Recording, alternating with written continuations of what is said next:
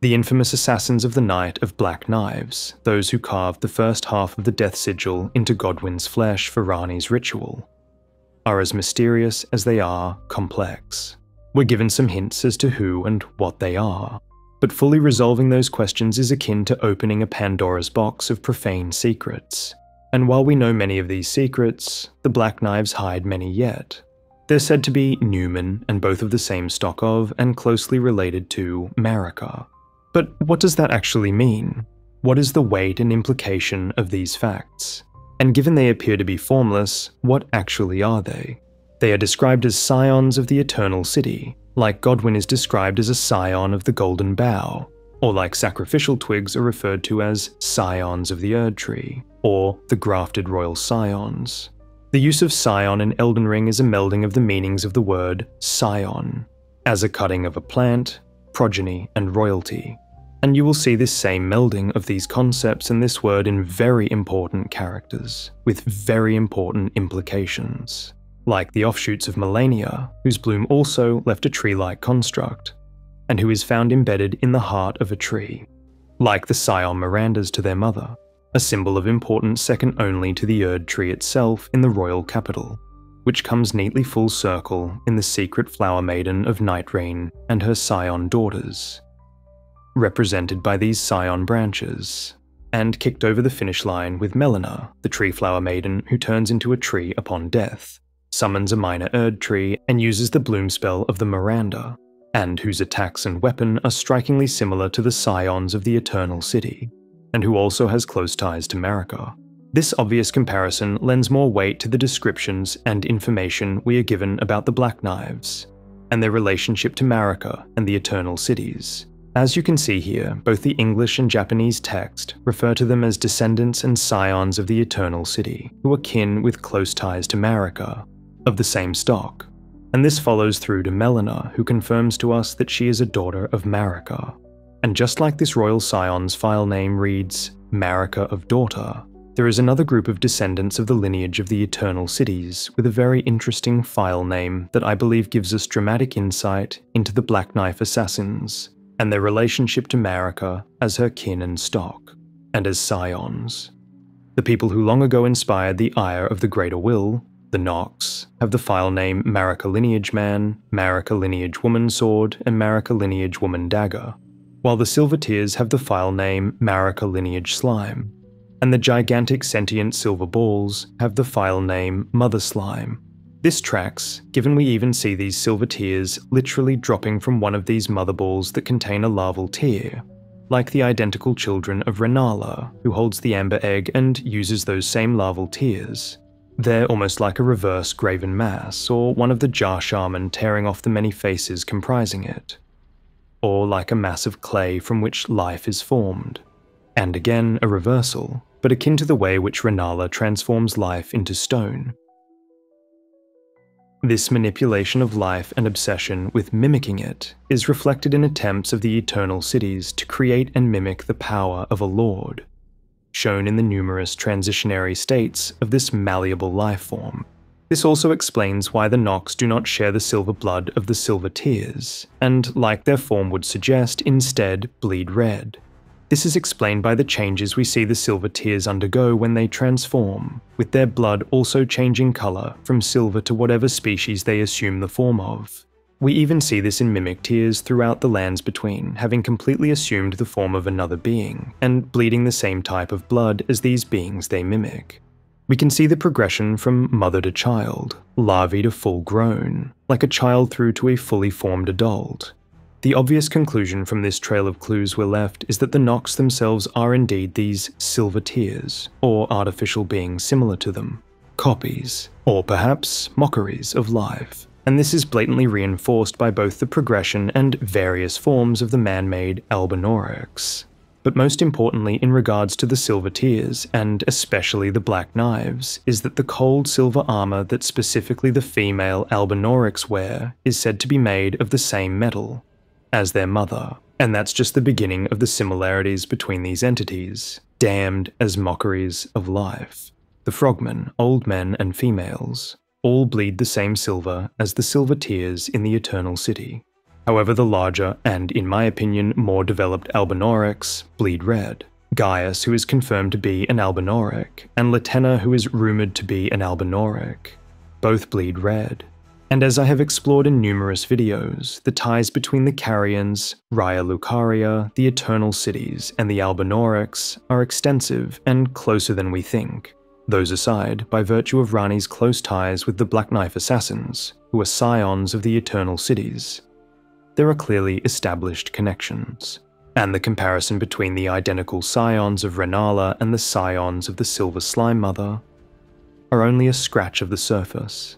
I wager these connections hint to the truth of the Carian and Albinauric lineage, given, just like the Albinaurics, Renala herself only ever crawls outside of an illusion and a painting. But even then, that single painting is still more than her other children can claim to. We at least almost see her legs in action after all. Radahn's painting doesn't show his legs, and we never see him without Leonard. He was close friends and rivals with Gaius, and he isn't shown standing until he gets his new body.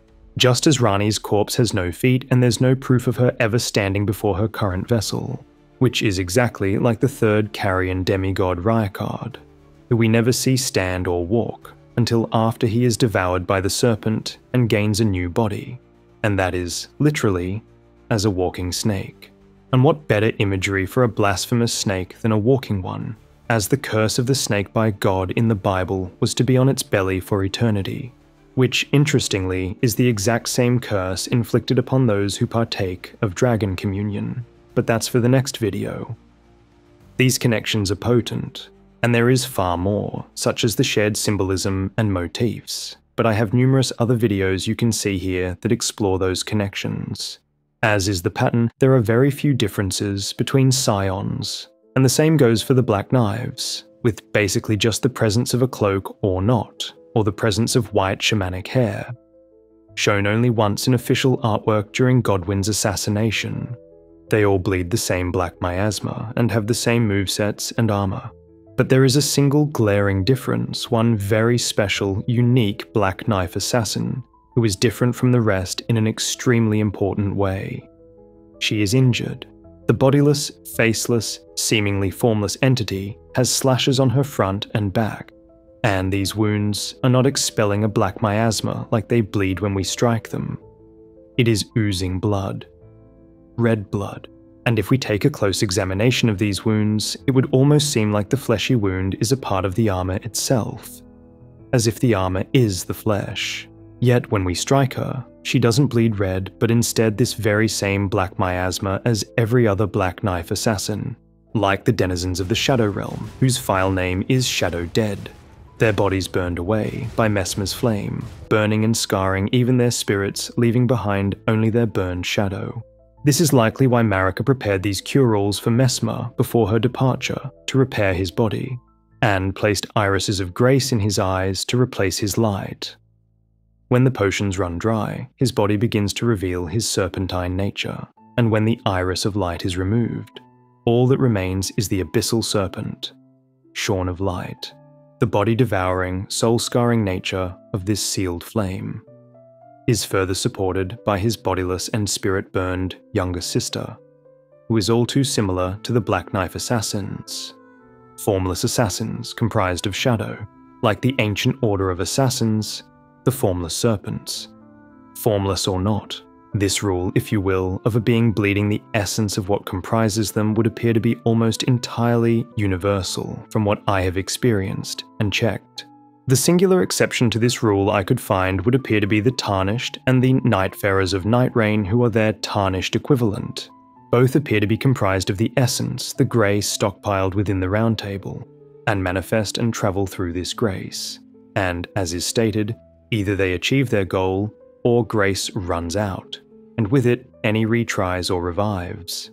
And since there is an entire Erdtree stockpile of grace, as Gideon puts it, the intention is for us to struggle unto eternity. And yet, despite seemingly being comprised of this golden essence, they don't bleed a golden miasma, and instead spill their respective species' blood. So what is with this glaring inconsistency? And does this mean the Black Knives are at least in some ways similar to the Nightfarers, or tarnished? empowered by a force like grace, with a formless will or master behind it. Until that power is gone, or their mission is fulfilled. Well, the composition of the Black Knives is weird, and despite their similarities to one another as scions, the states we find them in are just as perplexing. There are 20 Black Knives in Elden Ring, 22 if you include the ones in Night Rain. There's 7 spectral assassins and 13 physical versions in the base game, and none in the DLC, with 2 more physical versions found in Night Rain. Of the physical, there's 1 in the Death-Touched Catacombs, 1 in the Black Knife Catacombs, 1 in the Sage's Cave, 1 in the Sainted Hero's Grave, and 1 outside of the Queen's Bedchamber, as well as several corpses. 3 corpses around Iji, 4 corpses around Blythe, and 1 corpse in Ordina. We also find them in several spectral variants, and not all spectrals are the same. There are 5 in Evergails, 4 in Ordina, and Alecto at the Moonlight Altar, and the Spirit Ash of Tish, Alecto's daughter who died protecting her mother during their flight from the capital. And lastly, the half-ethereal spirit in Ordina, revealed by both their very unspirit-like footsteps, and the Sentinel's torch, despite being a spirit. Evergails make life more complicated, but at the same time, give us the information we may need to figure out the nature of the Black Miasma and the Bleeding Wound. In terms of making things more complicated, for example, what exactly is in them? Godfrey in one, Godfrey elsewhere, yet Blythe's physical form is sealed within this one. If this is Vike, then who or what is this? And with the Black Knife Assassins, it takes it a layer further. For example, are they simply prisoners? Or are they a means to hide things away as well, or maybe guard them? The ultimate example of this is Ordina, an entire town glowing with the green film of Evergails that guards the entrance to the hidden Halig tree, and it provides us with multiple examples about the nature of the form and state of the Black Knife Assassins. In Ordina, both inside and outside of the Evergail, we find a total of 6, in one state or another. Not seemingly imprisoned, but guarding the mechanism leading to the Halig tree. There are 4 inside of the Evergail, and if you use the sentry's torch on them, you can see them clear as day. Notably, the Black Knives in this Evergail don't include the typical blue glow of an enemy within Evergails. And it isn't the torch doing this. I checked it with Alecto to confirm.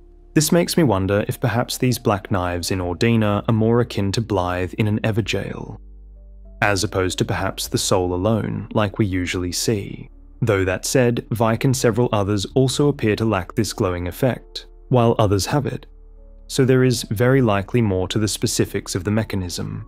Aside from these 4, there is a singular corpse under the staircase where one of the Evergail Black Knives appear, and where this corpse is absent in the jail. But the most peculiar one is a semi-corporeal spirit version we can find patrolling the staircase near the entrance to Ordina. Despite being a spirit, it leaves footprints unlike the wolves and their physical counterparts. And when you use the Sentinel's torch, it becomes visible. Perhaps there is a relationship between this corpse and this semi-spectral Black Knife, and maybe even the 4 within the Evergail. We know from the Shaman's Jarring, from the art of grafting, glintstone soul transferal, soul combinations like the D brothers, and soul sharing and splitting, like Mikola and Trina, Marika and Radagon, or Nosta in Night Rain, that there are many forms the vessel and soul can take. Undoubtedly, these Black Knife Assassins are another such example. But in what capacity and to what end? Evergails are liminal vessels to seal things, just like the Black Knives are imbued with, and sealing, a part of destined death. A red flame enwreathed in black miasma that is housed within the knives and is something that is known to have been sealed in a blade previously. Like Messmer's own sealed flame, also enwreathed in a black miasma, much like their wielders appear to host a similar black sealing miasma. At the very least, these liminal spaces are used to seal an aspect of an individual, very likely their soul or something similar, but used to seal it nonetheless. This is in essence a soul or being trapped within stone, and this is something we see time and time again, not only in Rao Burrows, but in the Glintstone Soul Transferal, Spirit Seal Springs, Spirit Graves, Renala's Children, and so on. It's the wisdom of stone, of holes and souls. We see this extend to vessels, like our bodies, as liminal spaces for power to varying results, and in many other examples, both organic and inorganic. The black knives themselves are cracked and formed like the body of Hailstor, hosting and sealing a portion of the Rune of Death, like he seals away the Night Lord's rune, Deathbirds and the Death Priests within their cavity and wings, fire giants and the fell god that inhabits their cavity and the furnaces made in their likeness, golems and the soul furnace that fuels them, and more. The shadowy miasma in place of their blood is also similar to many instances of sealing that we see, including the sealed Shadowlands and its denizens, Ene Illim, which is sealed by shadow, as well as the Elden Beast and Elden Ring sealed within Radagon.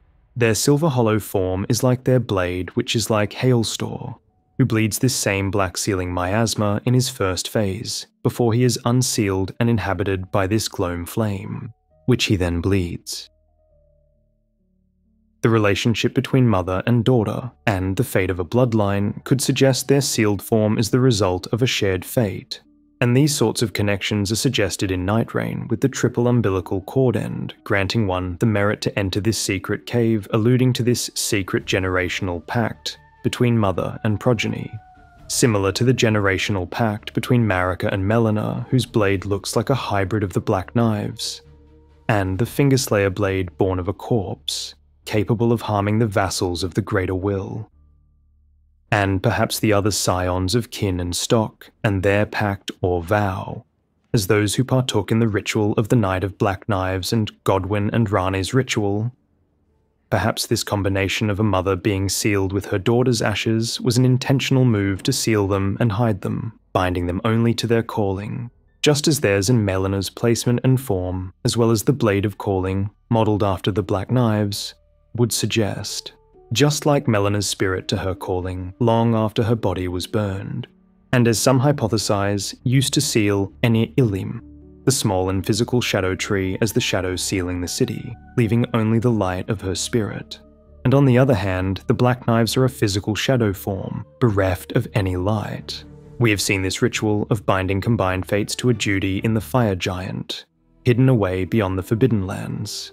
Himself, and by extension his god, bound to this solemn duty.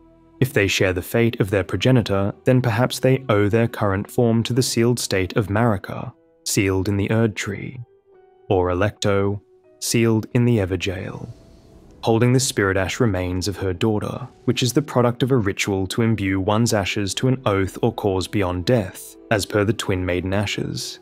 Perhaps this combination of a mother and daughter sealed together was intentional and some form of ritual, part of the plan all along to affect their form and assure their actions after the shattering.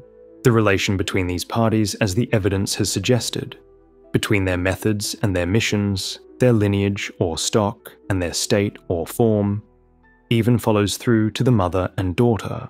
Both mothers sealed at first glance against their will and on a second thought perhaps by design and their own volition. And their daughters, Melina, who mentions that she was born at the foot of the Erd Tree, burned and bodiless, and Tish, who died protecting her mother during their flight from the Erd Tree and who is ashes, burned and bodiless. But to what end? What are the Black Knives to Marika? The ability to shapeshift and change forms is the ability of one of the only items we ever get belonging to Marika, and gives us some insight into her personality. Marika's Mischief, which is a very Nox-coded veil, allowing one to shapeshift. Most of these are mimics of living beings like the marionettes or the statues, illusions of the illusions of life. Artificial life. As per the Silver Tear Mask, to imitate the imitator is a cunning play indeed. And that's very well what these Black Knives may be, simply giving the illusion of a person, while being nothing more than imitations, inorganic objects imbued with power and bound to a will or mission.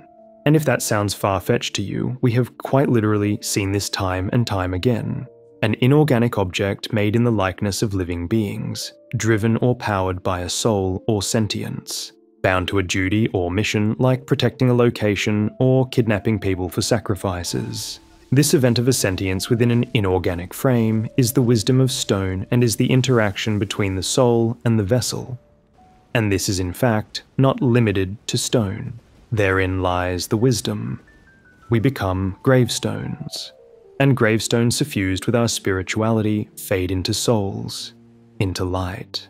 We literally see this with Renala and her children, but also in the mechanism of the shackles binding the Omen twins, which are stones infused with their flesh like a jar shard, that bind their being to the earth. Like a specialized Horcrux made from spirit graves or a jar shard, and imbued with a particular kind of inscription to achieve a certain type of effect. We see this use of stone to manipulate and capture souls and spirits and bind them to the earth once more in the Rao burrows, and the spirit graves throughout the lands between, feeding the land and roots of the Erd tree. The same thing is occurring with the Jar Shaman's pots, broken by the minor Erd trees to feed them, and bind the shaman to the minor Erd tree in a rebirth pact, in essence freeing them from their stone prison. This is demonstrated again in the land of the shaman, where we see the original result of this, and the original practice with the Shadowland denizen stone pile in front of these small scions, likely to seal spirits into the earth by their roots to feed them. These stone piles look strikingly similar to spirit sealing springs, showing the intended effect, and knocking over these stones unblocks the stream, resulting in a torrent of spiritual pressure, like unplugging a clogged Rao burrow, and we conversely see them used to clog the biological equivalent of a Rao burrow, such as with the stone tablet in the fell cavity of fire giants, preventing the soul of the fell god inhabiting them, and replacing that influence with a different oath or master.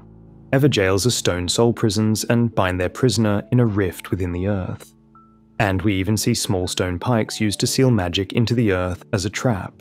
And as we see with smith script weaponry and the binding of souls to inorganic material, the wisdom of stone is not limited to stone, but instead denotes the wisdom of what the relationship means. That just like our bodies are not stone and yet house our soul, the same goes for souls and stone or any other vessel. The clay pots of the shaman, the iron menial and his kind constructed of wood and metal, the stone graven mass, the glintstone soul transferal, the revenant of night rain, the faint cognition of the crystallians, the horror of the walking forges, and the stone-skinned Radagon and metal-skinned Hailstore, just like the form of the metal assassins and their knives. As the Cuckoo's Shorecoat says, to a glintstone sorcerer, the body is a transient thing. The cuckoo alone knows its insignificance, yet watches over it all the same. In essence, the Black Knives are as much individual entities as the humanoid Silver Tears, or Nox are, or the children of Renala. The real question being with this artificial life, as per the lost Ash of War. At what point does the copy become the genuine article? With ancient Clayman, humanoid Albinorix with red blood, form-shifting Silver Tears, whose blood even changes. When would we even know when the copy becomes the genuine article? How could we tell the difference, and would there even be any? And then even more bewildering, where did this chicken and egg process begin? While the origin and method are a matter of the timeline and given culture or goal. The results speak for themselves in the duties and missions we see given to these artificial life forms across multiple ages, as guardians and as weapons. And this weapon duplicating Ash is a vital clue, explaining what the Black Knives and the Scions are to their mother. Weapons. The Eternal Cities made numerous weapons in mockery and likeness of other life and other powerful beings, often from scions of their own silver essence, and that is very likely what these Black Knife assassins are to Marika. The same as Melina, the same stock and lineage, akin with close ties, and a living weapon. After all, ultimately Melina existed as a weapon against the Erd Tree, just as the Black Knife assassins exist as weapons for a different purpose. Or maybe not that different after all.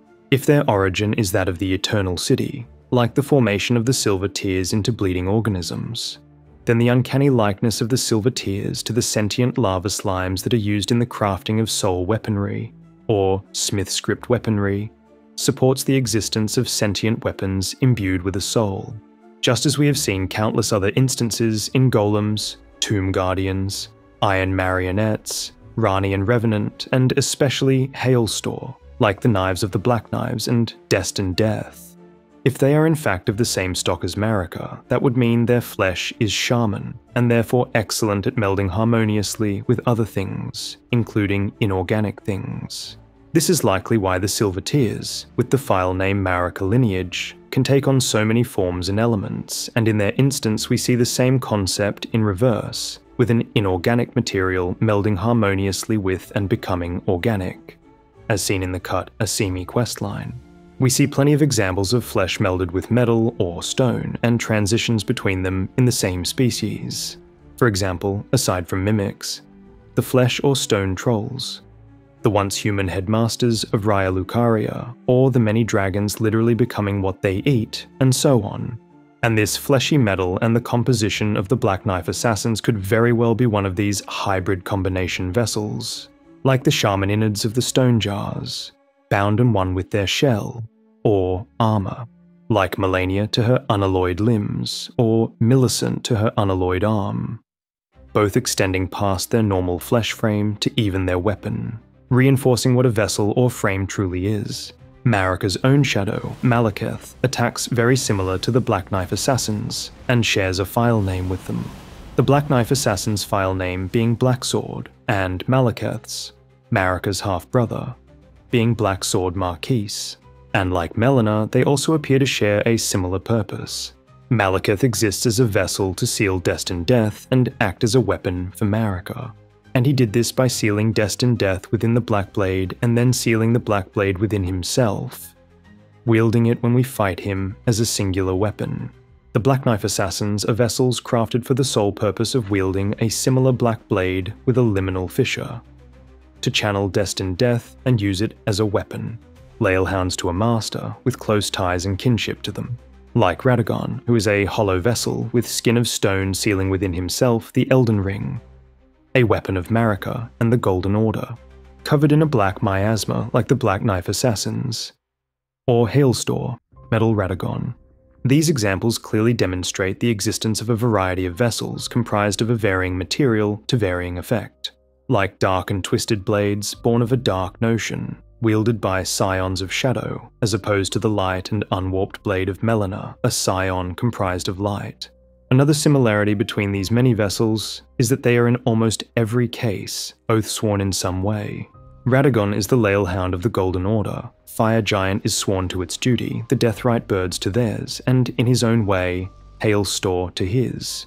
But whether or not this has always been the case, the Black Knife assassins share a detail that gives further insight into their state, and that is the lack of their head.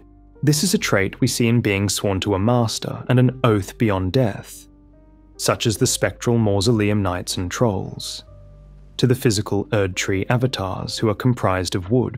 We see Renala herself summon oath-sworn spectral guardians of numerous variety. However, the removal of one's head would appear to represent an additional condition.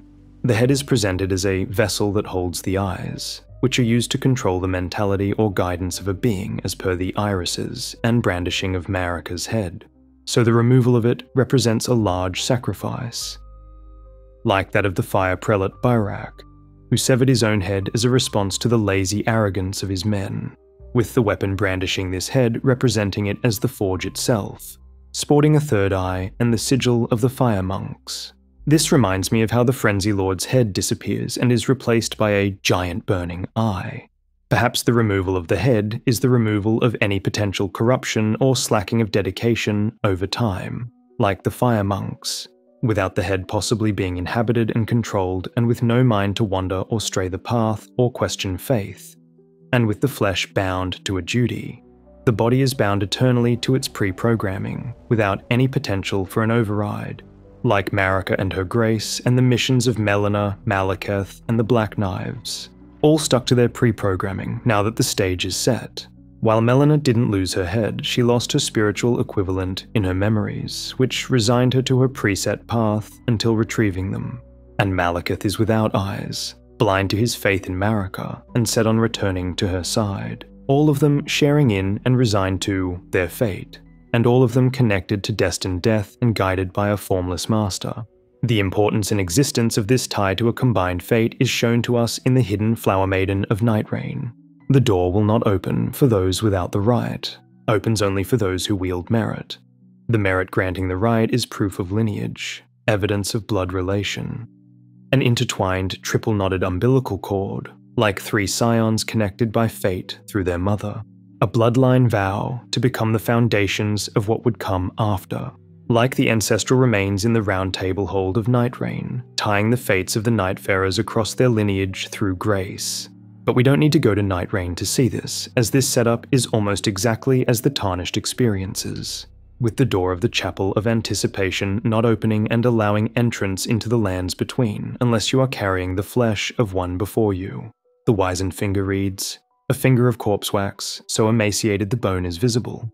It is a relic of those who came before, left to help those who would come after, just like the Nightfarer's tomb." In addition, the English text suggests we're not destined to open the chest holding the Fingerslayer blade, but the Japanese text says that we're not fated to open it. And this doesn't change until we're given direction by Rani as her vassal to collect it for her, a member of the lineage. And this is further evidenced by the requirement of fate to wield the Fingerslayer blade, wielded only by Rani, who is of the fated lineage. Just as I have theorized regarding the secret ingredient of the original Ascension ritual of the Divine Gate, I think that these weapons they wield could in fact be a part of their being, like their child, bound together in an intergenerational oath that they are too young to oblige, similar in make and seemingly function to the child-sized Fingerslayer blade. This is literally shown to us in multiple other circumstances, none better than Renala literally using her children, too young to oblige, as weapons. And she does this by a method that reinforces the entire concept. This tying of the mother to the fate of the child, and the child to the fate of the mother, is clearly demonstrated in Millicent's questline and her relationship to Melania, or Melina and her relationship to Marika, and Alecto being sealed with her daughter's ashes. A weapon crafted from a sealed soul and the remains of the body or vessel. If that were the case, we would expect some likeness between the sacrificial Treeflower maidens and these blades born of a body. And for that there is an abundance of evidence. The father of the sacrificial Treeflower maiden, with stunning likeness to the Black Knives, is himself technically a Treeflower maiden, whose body is crafted into this sword. A living weapon. Just like the likeness of the much smaller sized Black Knives to Hailstor, a metal lord mimic, and living weapon, born of dark notions. And the likeness of the equally small, twisted, dark-looking Fingerslayer blade to the twisted Shadow Tree avatar, born of dark notions. A sacrificial flower representing a tree, almost exactly like those found in Fara Mazula, a land built upon and suffused with sacrifice, sealed beyond time and reach like the twisted sealing tree of the Divine City, like the tree sacrifice of the shaman and the culture they originated from, and the very essence of trees and the root systems of the lands between. The Japanese text for the remembrance of the shadow sunflower reads, "The shadow tree was the shadow of the Erd tree, born from a dark sentiment that could not be called a law, and for that reason it was fragile and warped.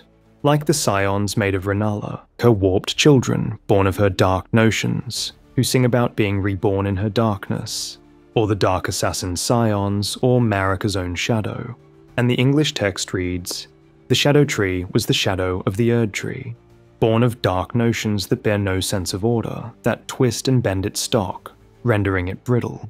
This blending of darkness and love, twisted and born of dark notions. For example, like parental love towards a daughter or relative who you view as a literal part of yourself, is a persistent and reoccurring theme as we have just explored, and the examples are presented to us in slightly different ways time and time again.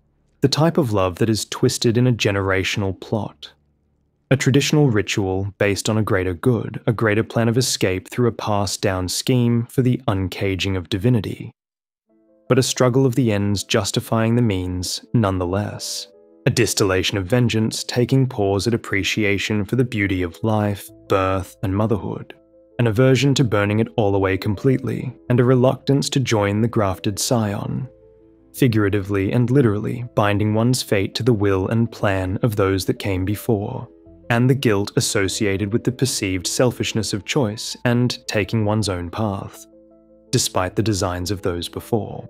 This toxic love and relationship between mother and daughter, and in this context also meaning between oneself, is exemplified in both the Shadow Sunflower Blossoms description that reads, "Much like the shadow tree itself in appearance, a second stalk winds tightly around the first, almost as if in a tender embrace. This second stalk's loving embrace seemingly being what is buckling the entire tree, an effect described as crumbling from within, and this entire situation perfectly mimics the relationship between Miquella and Saint Trina. This is reflected in Saint Trina and her twisted love born of dark notions, so concerned with the caging of divinity that she is willing to kill for her love of her other half, making her love a literal weapon, and her form itself lends stock to this idea, like Miquella being the straight stalk, divested of the twisted loving embrace of the second. And this relationship no doubt extends to their parents, and the reason for their separated state. If you take anything away from this video, let it be that in regards to scions of this nature, mothers and daughters are sisters, and essentially twins in terms of being genetically identical, impacted only seemingly by epigenetic development or manipulation while in the womb by a catalyst, like the amber egg. To me, the amber egg allows for both the ability of such beings to take on parts of another being during procreation, effectively making sexual reproduction from asexual reproduction, and thus introducing changes into the progeny and gene pool. And secondly, the amber egg was therefore used to divest a being of something and pass it on to another being. In this case, into the creation of a new life form. It acts like a catalyst for procreation, allowing manipulation of the blank slate of the would-be progeny. And I believe that this is why every birth after Radagon's leave results in a copy of Rennala, a scion, a clone, without the introduction of another being's essence in the birthing process, reinforcing the connection between the Carrions, Albinaurics, Nox, and Marika's own lineage. Perhaps like Melania's own bloom resulting in only daughters, the fact there are no recorded Carrion princes, lords, or kings prior to the children of Rennala. And only mention of the fact there were once many Carrion princesses also hints towards the nature of the Carrion royalty before the introduction of Radagon's essence. I would wager the differences between the Silver Tears themselves result from the introduction of certain elements in experiments to create a lord, similar to the introduction of a different being's essence into asexual reproduction to provide variation. Whatever is the case, the composition of the Black Knife Assassins is a combination of oaths, death rituals, and pacts, with an origin making determining the composition of these beings difficult to exactly pinpoint, but the bigger picture and pieces involved are clearer. The reframing of what a mother is to a daughter in this context is important for reframing what a child is to a parent, if that child literally is the parent. For example, Rennala not flinching when she eats her children's souls, turns them into rocks and throws them at us. After all, they are her. She's throwing herself at us using her child, who is a clone or scion of herself, as a weapon.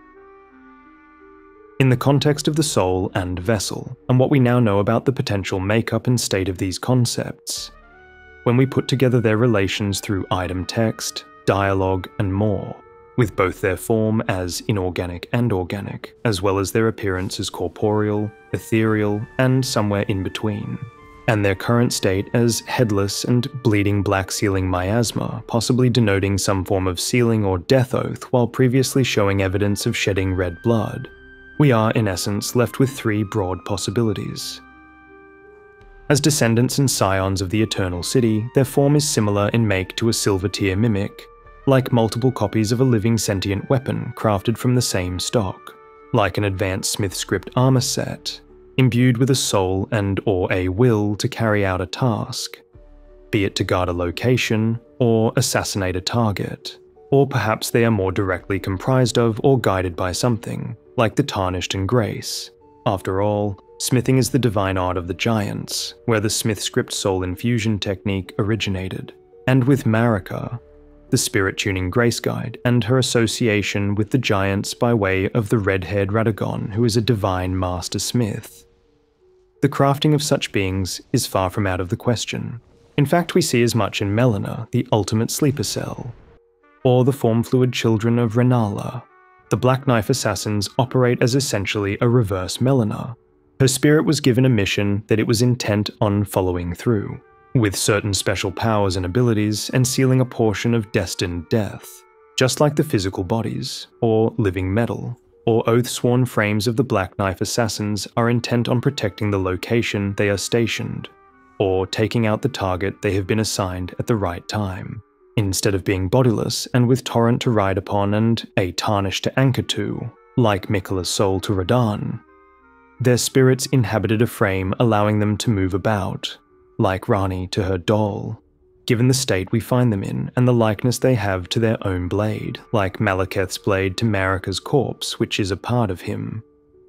It's very possible their form is related to a division of the soul and body, perhaps through the deathly copying process of the headless unwanted children of Marika in the walking mausoleums, guarded by these headless spectral guards, their souls inhabiting this armor, that is, wielding what was their bodies, which is imbued with and sealing the stolen shard of destined death, outrageously similar to Malekith, whose blade shares a striking likeness to Marika's own body.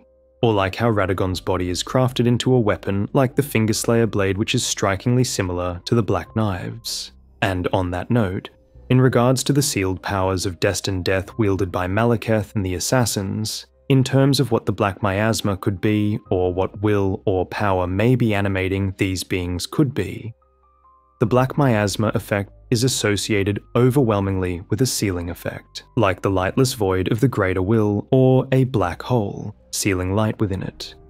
Like souls and holes, the Black Miasma effect and sealing weapons of destined death, the sealing Evergails and the Black Miasma of their sealing rift. The Elden Beast. The essence of the Elden Ring sealed into a being, like Radagon whose sealed vessel is the same concept before it breaks. The Veiled Shadowlands and its shadow people, Aenir Ilim sealed by shadow. The giants from Night Rain and Hailstores sealed Phase 1 and form akin to a black knife like a metal Radagon, and like the shadowy sealing miasma and the dark voids or liminal spaces in the above examples that hold power, like the swirling black void pupils of the Fell God's Eye, absorbing the fiery power around them.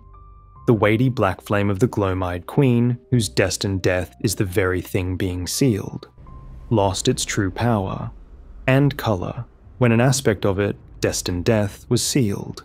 What remained was a black flame that is weighty and saps HP, like the pull of gravity, a black hole sapping light, like the lightless void of the Greater Will. This association is reflected both in Melina's reveal as a sealing vessel for destined death, and in the armour of her kin, the Black Knife Assassins, whose red destined death is complemented by the blue flowers, or more likely feathers, on their armour, the combination of which is the remainder of the armour's colour, a metallic gloam, the original colour of the Gloam-eyed Queen's flame, seen in the original version of Destined Death, until they instead presented it to us as a single element of the Gloam Flame, the sealed god-slaying portion of Ghost Flame, whose hue is purple. If the purple hue is missing, then the removal of the red portion would have this effect. This is not only why we find the cerulean and crimson blades with the assassins, but also why in the third cave with the assassin, we find the raptor's black feathers, made in likeness of, and very likely a continuation of, the Gravebird set, which is a set made to emulate the Gravebirds which are made in likeness of the Deathrite birds, managers of death before the Erd Tree and wielders of Ghost Flame. This set belongs to the assassins of Ravenmount, like the black bird claw that seals destined death behind the eye of this young assassin scion, the black disappearing from the mark when destined death is unsealed.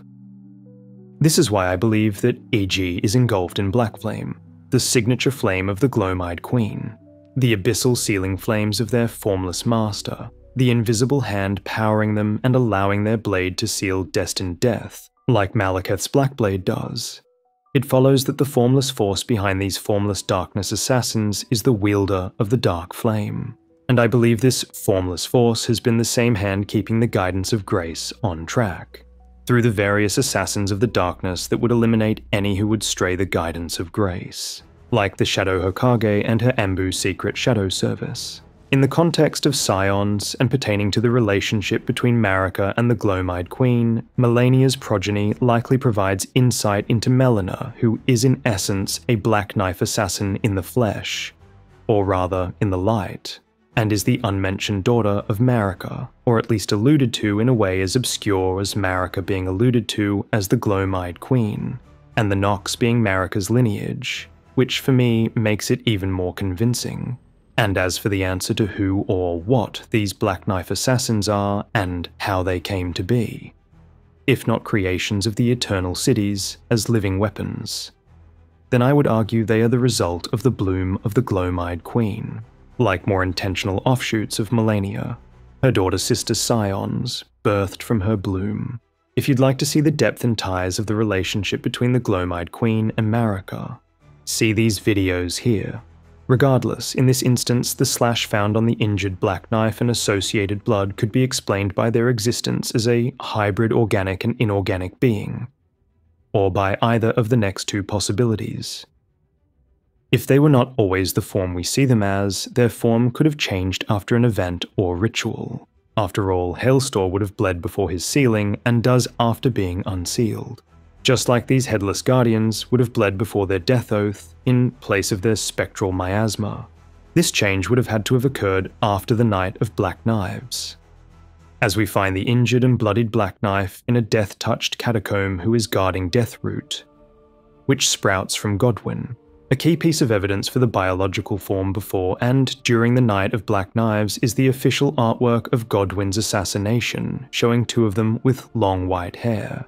And this change in form could have come about through the sacrifice of their flesh in a similar death oath, binding them to a mission like defending a certain location or assassinating a particular target at a particular moment, like a Mausoleum Knight or other spectral guardians, or perhaps more akin to the death ritual of Rani and Godwyn that they themselves performed, binding their essence to an inorganic frame like Rani to hers.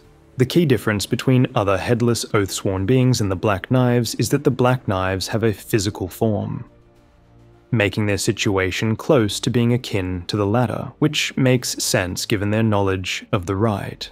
This physical, yet ethereal form is similar to both the Tarnished and Nightfarers as I described earlier, given their composition as grace yet shedding individual blood, but also akin to the headless Erdtree avatars, which also appear to come from grace, yet are comprised of solid corporeal wood. Oaths seem to have a physiological or elemental effect on those that take them, such as the frost imparted on Blythe's sword or the frost attacks of a doula after swearing an oath to Rani, or even more like corpses reborn by Mohg's blood in an oath to the dynasty, like the Albinorics who swear a death oath and submerged in accursed blood. Their corpses grow horns, and finally they are rebirthed, and, like the Tree Guardians, exist as living testaments to their oath. I'd say the same goes for the Sanguine Nobles, who are also headless and oath-sworn and have horns, a feature I would argue is born from their lord's blood and their pact. It also doesn't escape me that they arise from Mohg's own blood, and are called nobles, like a scion. I would say it is this oath that allows them to travel through Mohg's very blood, like they are a part of him, as scions are to their mother. And this is similar still to Melania and her knights, who chose to fight for her despite the impact, and as a result, are capable of emerging from rot, similar to how the nobles rise from blood. Perhaps after they accomplish their mission of assassination, they sacrificed their flesh to anchor themselves physically and mentally into the remainder of their role. Perhaps as stock of Marika and Alecto, they shared their mother's fate. And when they were sealed in the Erdtree and Pevigeild, just like Radagon and the Black Miasma engulfing his hollow form and Alecto arising from it, they too lost their form and were sealed in some manner, like the first phase of Hailstor, or the body-burned and sealed denizens of the Shadow Realm, or even the sealed tower of Enir Ilim sealed by Shadow. Perhaps this is yet another combination or variation of the many death oaths or pacts we have already seen, especially as we see in Night Rain, an oath to become the Foundation and who are given corporeal form via grace, as well as an intergenerational death oath between mother and daughters. Of all of the death oaths and respective forms taken after them, I believe the closest and most relevant is one of the most ancient and important and central practices to the cultures of the lands between, and the Elden Ring itself, the practice of the deathbed companion, the sacrificial maiden of the cycle. We see in those oaths sworn and reborn by these maidens, the black sealing miasma, and a new spectral frame like the headless guardians, but the blood of their original form.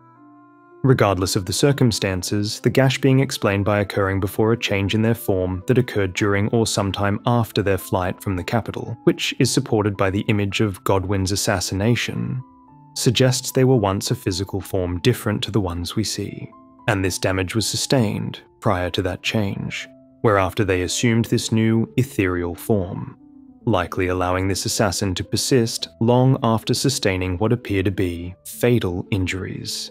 Finally, the other option is that only a certain kind of weapon can damage them like this and leave a mortal, unhealing, eternally fresh wound. The same way the Fingerslayer blade is the only weapon that can harm the Greater Will and its vassals. Such as the Elden Beast, Two Fingers, and potentially Meta, inflicting upon them as Rani described it, a wound near to heal. Tish died on their flight from the capital while protecting Alecto. Then perhaps it was Morgott, Slayer of Champions, who was able to wound these beings with his otherworldly slashes, his corrupted crucible blood capable of damaging their artificial frame. As Blackcurrant lore pointed out to me, the sigil in Night Rain used to denote the curse left by Morgott if he defeats you look surprisingly similar. And its description reads, "Unhealed wound carved by the night. This wound is very similar to the gash we see enemies arise from in the Pevigeild, which is a rift that appears like an eye. This form and state is seen cross-culturally in one form or another throughout the ages, all the way back to the Fell God and original vision of the Elden Ring. As per Gideon's staff, that sphere is the world, and the cosmos, and an eye. Alecto and Tish are mythological Roman figures derived from Greek mythology. One is a member of a trio of winged snake-haired Justitia Revenger goddesses born from the blood of a god, and the other is the goddess of fortune and victory, both descendants of the primordial god, Nox, and the Great Mother, or Grandmother, from which they originate, the primordial fog that arose from chaos at the juncture of time before all else. Bears the same name as the primordial dragon in the arena, whose sky is a cosmic eye rift, Caligo, and that will be the topic of the next video. The videos have been less frequent, and that's because I've had to make up for changes to YouTube by compensating with other work. If you would like to see more content more frequently, please consider my Patreon or YouTube members. I will be releasing special content there, as well as some of the funner findings from my explorations, and more. And it really helps the channel. I've introduced way more tier options, and am thinking of doing live streams of games for my patrons and members. Thank you to my current patrons and members, your support means everything.